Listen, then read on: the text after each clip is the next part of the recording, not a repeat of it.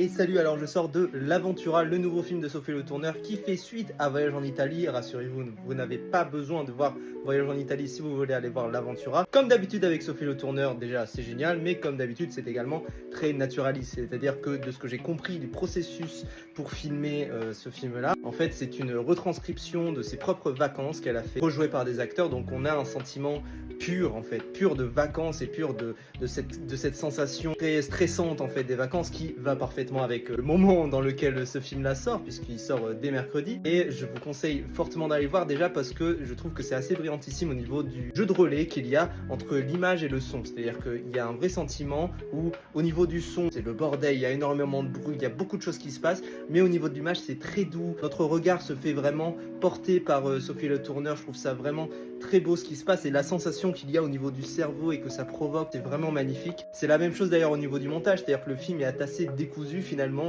on sait pas trop dans quel sens il va, et petit à petit on comprend que c'est pas totalement dans le même ordre, mais en même temps le montage est toujours assez doux. Il y a quelques petites coupes qui sont assez brusques, mais le montage est toujours assez doux, assez tendre. Je trouve que c'est vraiment le film à aller voir en ce moment dès qu'il sort ce mercredi 2 juillet. Profitez-en, c'est encore la fête du cinéma le mercredi 2 juillet. Je trouve que c'est le film à voir pour avoir son petit élan de vacances sans nécessairement pouvoir y aller finalement.